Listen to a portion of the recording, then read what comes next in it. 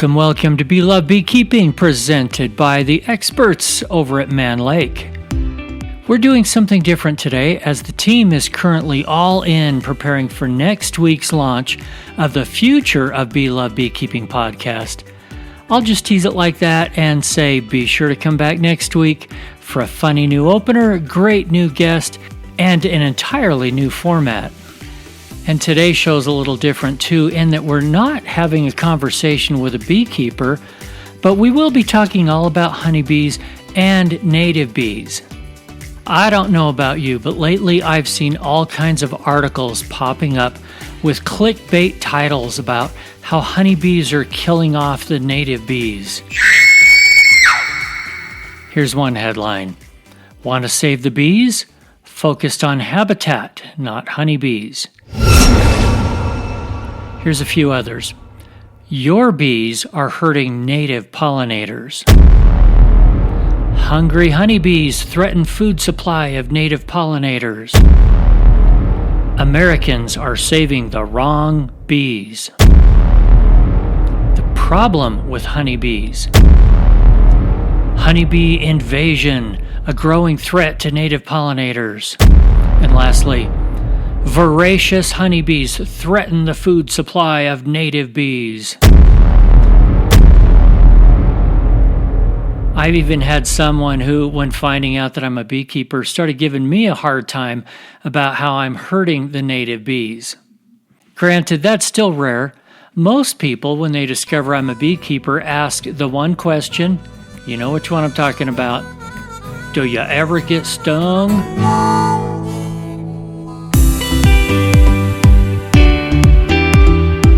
Today's guest is Jennifer Michelle. She's an expert on native pollinators and what we can all do to help them. Does that mean getting rid of your beehives? Let's find out. I would love to welcome to the show today Jennifer Michelle, coming to us from, I have to check my notes. Jennifer, where are you from? I live in upstate New York, so I'm a little bit north of Saratoga. That's right. We had talked about animals in your area last time. Anyway, welcome to the show. I'm going to let our listeners know this is going to be a very unusual episode because even though we're talking about honeybees, we're talking about other kinds of bees and pollinators, and we're talking with someone who's not a regular beekeeper. Not a beekeeper. But Jennifer, welcome. We're happy to have you here. Would you just take 30 seconds or a minute and give us an idea of your background so we know where you're coming from in this conversation? Well, I'm a sustainable health strategist. So really what I try and do is help people bring public health into their discussions of infrastructure. And I include ecological health with that, which is how I work on the issues of bees. So my background's public health and epidemiology, but I did a lot with medical entomology as well. And over the course of my career, I've expanded that into sustainability and what began with pollinators, so ecology as well. So I've kind of taken all the pieces of that jigsaw and brought it together. Now I do consulting and try to help municipalities and engineering firms understand how to make communities healthier, not just for humans, but for bees as well. So Jennifer was referred to us by Cindy, who was on the show recently. You had spoken at their bee club in a talk that I guess was called What Beekeepers Need to Know About Native Bees. Yep. I want to start right there. Why does a beekeeper need to know anything about native bees? Well, because native bees are endangered, because native bees are impacted by honeybees, and because if we think about bees the way we think about honeybees, we can negatively impact native bees. But if we think about bees like native bees, we can help native bees and honeybees. So let's get into some of the nitty-gritty. Let's talk about native plants. Let's talk about pesticides. Yep. Let's talk about monocropping. Where do you want to start? Well, first of all, I'm going to say that I consider myself a bee enthusiast. I'm not a bee expert. So if anybody wants to learn a lot about native bees, I'm first going to give a plug to Heather Holm, who I think has written fantastic books about bees and native wasps. So I always say, if you read something that she's written that disagrees with what I said, you go by what she wrote. So just always want to say that. So yeah, let's dive in. Where should we start? The 4,000 different species of native bees in North America or the honeybees? Yeah, let's talk about these native species of bees. Okay. I was in a class here in Utah a few years ago, this advanced beekeeping class, and we had somebody from Utah State University who studies native bees, and he had done this big project in southern Utah. And in a small area, he identified 600 different bee species. I thought that was unbelievable. I had no idea. It kind of blew my mind. And he said, just in our state alone, there are 2,000 different species of bees. Give me some background on that. I mean, where are they? How are they here? They're everywhere. This is their continent. This is their home. So honeybees were brought in from Europe, and they're a single species for the most part. It's one species, and they were brought here because people like honey. So that's how they got here, but they're not native here. And yet there are a ton of flowering plants here, and there are a ton of different kinds of trees and flowers and all kinds of plant life that require help from pollinators. So native bees are really good at that. And in fact, they still are the best at pollinating our forests and our wetlands and our wild areas. They also help with crop pollination, but obviously that's more of a honeybee forte. But they can help each other sometimes too. I think one of the reasons that it pricked my interest to talk to you specifically was because from time to time, I hear someone who has read some kind of a news story about how, with a headline and not a lot of detail, how honeybees are killing the native bees. And so I figure it's just a topic we should know a little bit more about because we're not the bad guys. Honeybees aren't bad guys. No. So talk us through that whole relationship a little bit. Well, I kind of feel like that's just a weird way that people think right now. People get very polarized. There's a good guy and a villain, and life is more complicated than that. And I tend to think that what we keep forgetting is that it's really a question of balance. And right now, things are not as in balance as they need to be. And that's why there are such impacts right now on native bees. So when I give the talk that I gave to Cindy's group, I always start with how they're similar, and then I go into how they're different. And once you start knowing those differences, it starts like, I don't then need to tell you why honeybees might be having such an impact on native bees. You start to get it. So just to go through a couple of things, 90% of our native bees are solitary. So they don't live in a hive at all. There's just one female who spends her life, she's going to maybe lay 15, maybe 40 eggs in a lifetime. And for each one, she is going to gather up pollen, she's going to gather up nectar, and she's going to dig a little nest, maybe in the ground. 70% of our bees nest in the ground. 30% nest in cavities like stalks of plants or logs or things like that. But she will chew her way down and make a cell and lay one egg on this little bit of bee bread that she makes and seal it in and then do it again. So she doesn't have a hive of sisters to help her. If she can't find the food that she needs, no one can do that little waggle dance to help her out. There's no one to help her. There's no one else who's going to be her backup. They also, as a general rule, don't fly as far as honeybees. So that becomes a big issue. Some of them might only fly like 300 feet or something in their lifetime. They are very tiny, some of the size of like a grain of rice. So they have an entirely different physiology and different life cycle. And while honeybees are active the whole season, native bees might be active for only a few weeks as adults in the season. So if the plants that they need are not there when they need them, there's not really much they can do.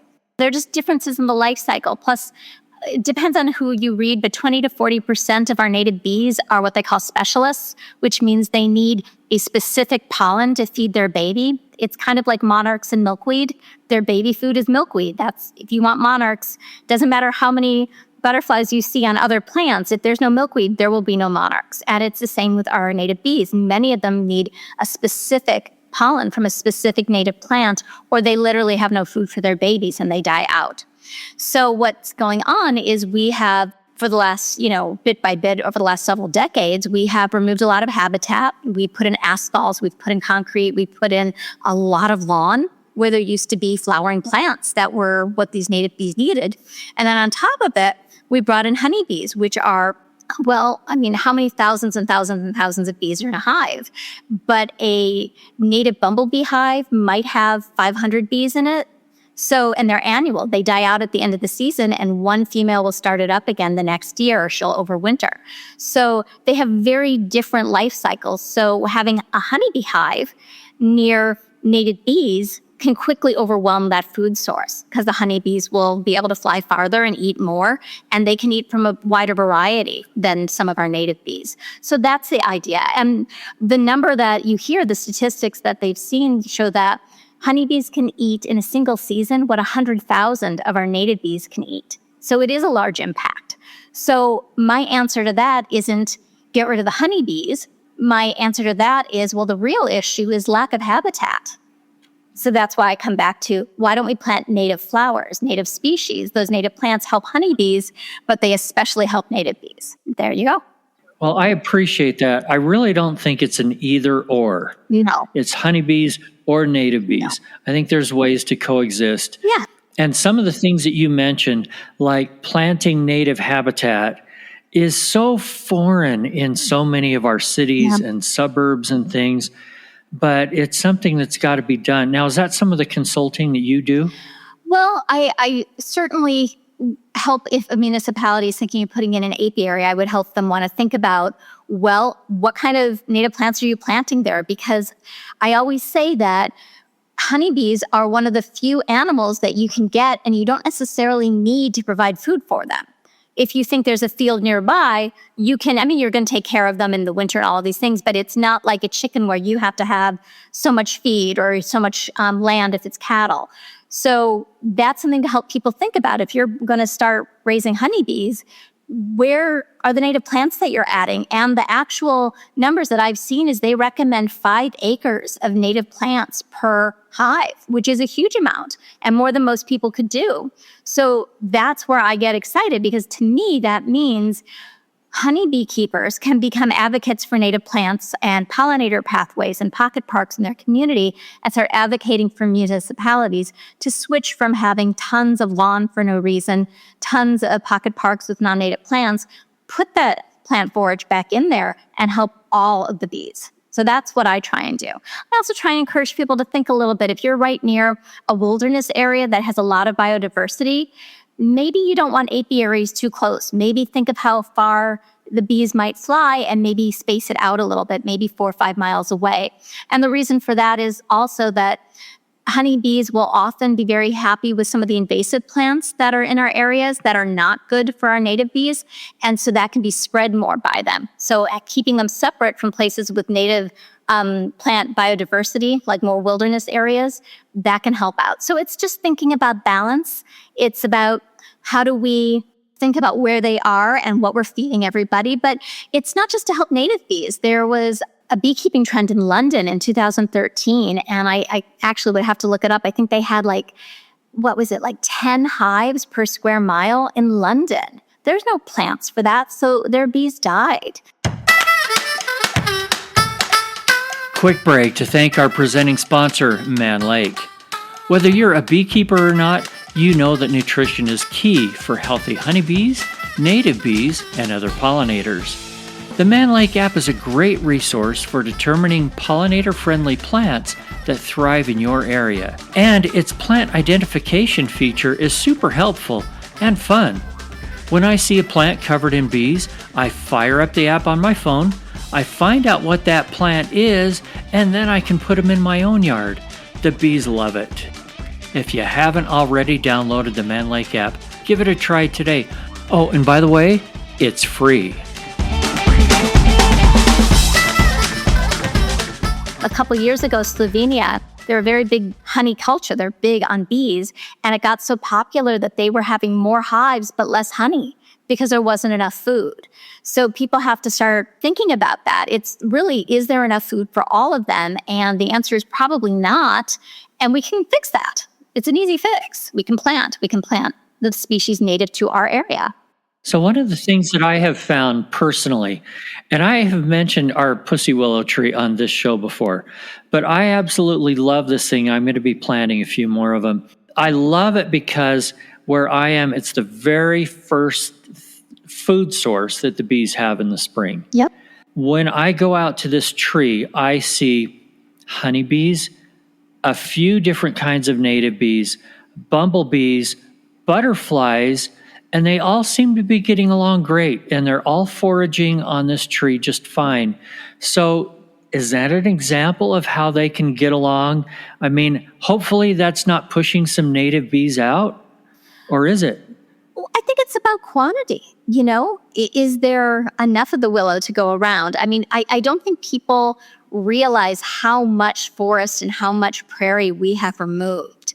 So if you really look around your neighborhoods, you are going to see these big mown lawns everywhere. You're going to see a lot of road. You might see sidewalk. We've removed what used to be solid prairie, solid forest. So you can always add more, in my opinion, and I very much advocate for people replacing lawn with pollinator gardens. Doesn't mean you can't have some lawn. It just means think about how much lawn you really need, and is there something else you could do with it? So willow is very nutritious. It's especially good for a lot of native bees, and it has a very high protein count compared to some other pollens like dandelion, which is not native. So it's very nutritious and it's very desirable. And at least in my area, it blooms very early. So it's very good for native bees who are waking up after the winter and need food right away. So it's great. I'd say plant more, let it spread. So how do we balance the whole fact that we need more housing, so we need more development, yet we need prairie and we need all this other stuff? I think that's part of what you do in your consulting, is helping municipalities figure out a good balance. Well, it's not a choice with housing. It's the way we landscape and it's the way we build. You can create a lot of housing and have pollinator gardens instead of lawn. You can create a beautiful city and have rooftop gardens that are filled with native plants. You can have a beautiful city that has a lot of shade trees that are native instead of non-native trees that don't provide the same habitat in their parks. You can create roadways that are not just asphalt with concrete and have lots of trees. And under those trees, you could have little native plant gardens all along the sidewalk. These have multiple benefits for a community. It's not just for their bees. It's not just for the other pollinators. It also makes it a cooler city. Even plants that don't provide shade cool the air around them just because of the way they do transpiration. So they're always putting moisture back in. So there are multiple benefits, plus drainage. One of the things that happens when you have a lot of asphalt and brick and lawn is the stormwater, when it comes, doesn't drain into the ground like it should. And so that leads to flooding. It can overwhelm sewer systems. But if you have native plant gardens, they will absorb that. I mean, we've seen that in our yard. Used to get like big standing water every year when it rained in the spring. And now we just don't get that even when it pours for days. So it has multiple benefits and it doesn't require not building housing. And what you're describing would be a much more beautiful city anyway. That's what I think. They just need to talk to people like you to figure out how to do it and do it right. There you go. There's your plug for your business right there. Talk to me, do it and do it right. Yeah, I'll work on that tagline. But I think the idea is that it can get so antagonistic. And I heard this when I spoke to Cindy's group, that somebody had been upset that someone had posted on Facebook that they were going to start beekeeping, and somebody started trolling them about how awful that was for native bees.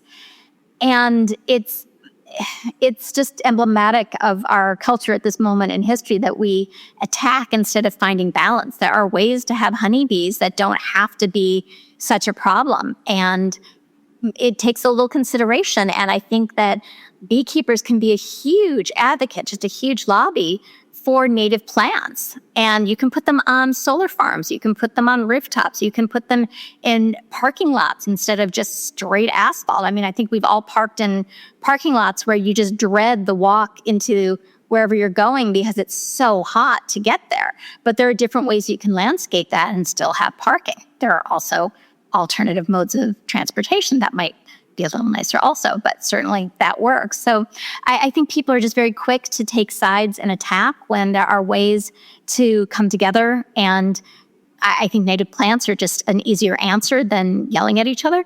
Just plant more native plants. And beekeepers really should be a good advocate. Yeah. As far as a group, because in general, beekeepers are in tune with the environment. They're looking at what's blooming. They care about that sort of thing. Mm-hmm. And it's not that they don't care about native pollinators. They do. I mean, you can love your honeybees and love the native pollinators. And I think that's the mindset of most of us beekeepers. We need a little education too. Most people don't know. Let's talk about pesticides, herbicides. Yep. I would guess that anything that is bad for honeybees is also bad for native bees. Is that the case? Got it. And that's why I always talk about avoiding pesticides as much as possible, because one, they're not good for us either. But what happens is when a pesticide is tested in the lab, it's one ingredient, it's the one compound that is tested. But in real life, the bees are experiencing all of them at once. They're experiencing neonicotinoids and other, organophosphates and fungicides and herbicides and all these different things all at once. And that bioaccumulates in their bodies. So they're not just responding to one thing. And that, even if they don't die, creates problems.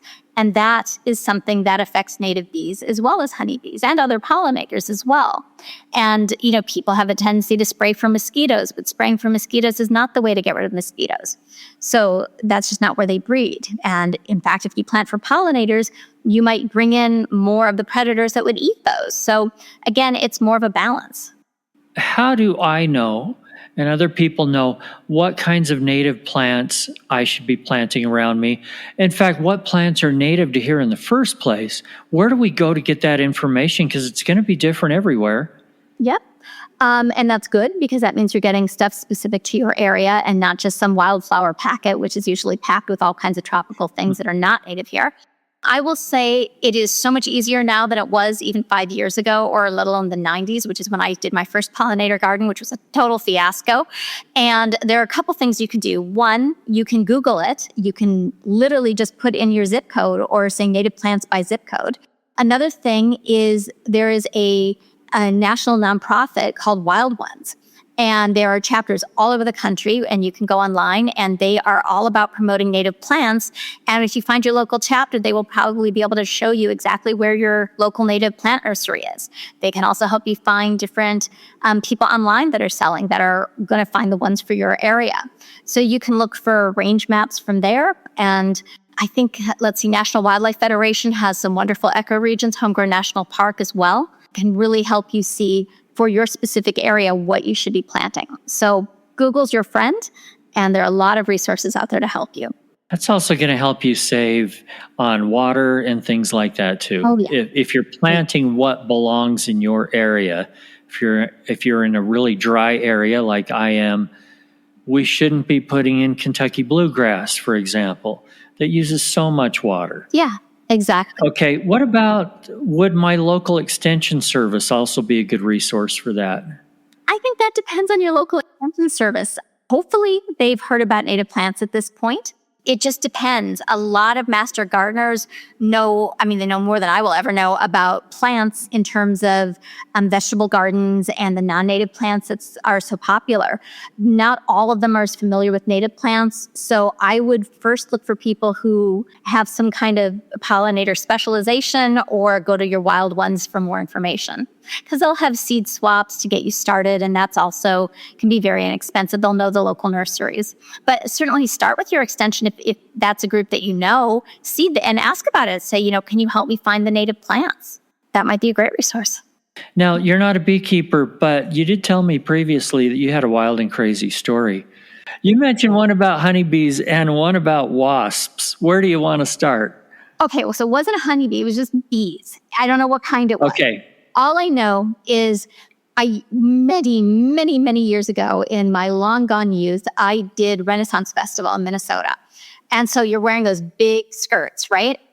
And I must have sat down on some kind of hive or something. So I'd never been stung by a bee before. And I'm in the audience watching some other performer give his show. And I leapt up, I think higher than I've ever leapt up in my life, just screaming. And it had just blown up my skirt and gotten trapped. And I will say the only other time in my life I've ever been stung, it also flew up my shorts and got me on the thighs. So I always thought they were freakish little pervs. And I was like, what is the problem? So that's my only experience being stung by a bee. That's my only real bee experience other than planting for them. I love to plant for them. Yeah, and we don't know what kind of bees those were. I have no idea. Do most native bees have stingers and sting as a defensive weapon? Most native bees do not sting. They do not, because 90% are solitary. So they're not going to sting you. They don't have the instinct to defend that nest. So now some might, some if there's a hive, certainly might, but a lot of our hive nesters are bumblebees, and you have to really step on them to annoy them, in my experience. So they're not usually a big stinging risk, and some can't sting me at all. How does somebody find out what native bees are around them, or if they see something they can't quite identify? I mean, is there a resource for this? Like if I took a picture of a bee and I'm like, I have no idea what kind of bee that is, or is it a fly? Is it even a bee? How do we figure that out? Okay, so 2 questions. First of all, I would say iNaturalist is an app where you can upload, and other people who love identifying bugs and other things in your area will jump right on and help you identify. Also, there's a lot of information out there about how do you distinguish wasps from flies from bees, because there are a lot of mimics out there, and that's a lot of fun to do. Like, I found out that a lot of critters that I'd been calling bees turned out to be flies, so I had no idea. So that was really interesting. All right, I'm going to let you have the last word. Go ahead and wrap up with, just in general, what kinds of things can we and should we be doing that are going to help these, I'm just going to say native pollinators, because it's more than just bees. We're trying to help them all. That is true. The number one thing you can do is plant native species to your area. The other thing you can do is stop using pesticides. Advocate for people to not so wantonly use pesticides. People spray them all over their lawns, and that floats. That doesn't just go right where people spray it. And 70% of our native bees are ground nesting. So when you spray that into the ground, that affects them. That's where they're living. So this whole approach to just having to recklessly spray everything to keep a perfect lawn is a problem. So I would say those are the 2 things to help support native bees and other pollinators and your honeybees. And what's a good way to advocate with our city or town, wherever we are? Well, that's always a fun one. You can call them up or email them. You can show up at your town meetings. I find that showing up and just introducing yourself or setting up a meeting with your town supervisor or your mayor and saying, this is important to me, and I raise honeybees, but I know that native bees are important too, and I want to make sure that there's enough forage, and I would like to encourage native planting here. I find that can be very helpful. Maybe talk to them about their landscaping contract. Yeah, I've certainly had success working with communities on that to say, maybe stop spraying pesticide on the lawn. Is that necessary? Maybe you don't need to fertilize. Maybe you can just overseed. Maybe you can reduce some of that lawn. Help them start thinking about it, start advocating. And I always recommend not coming in all angry and agitated. Come in and educate. People don't know. Most people only know about bees as honeybees, and most people don't even know much about that. So they certainly don't know about all the variety of life cycles in native bees. And most people don't understand pollinators. They think if they plant a lot of zinnias, they're helping pollinators. And that's not really how it works. So people want to help. I have found over the years, people tremendously want to help. They just don't know how, because nobody's really educated about this. So educate. Help them find resources and encourage them. And then when they do what you want, thank them. It encourages them to do more. Help them plant a pollinator garden. Work with your local wildlife chapter to get some gardens in your community. Jennifer, Michelle, I really appreciate your time. We will stick a link or an email, whatever you want, in the show notes in case people want to reach out to you and see if you can be some kind of a resource for them. Would that be okay? That would be great. And thank you so much for the chance to come and talk to you and all of your audience. Thanks again for joining us here on Bee Love Beekeeping, presented by Man Lake. Remember right now to follow or subscribe and share this podcast. Also, a quick shout out to Vita Bee Health for their support. Vita's Varroa control range of products includes Apistan, Apigard, and now Viroxan, extended release oxalic acid strips. Thanks, guys. And remember, if you're not just in it for the honey or the money, you're in it for the love. See you next week.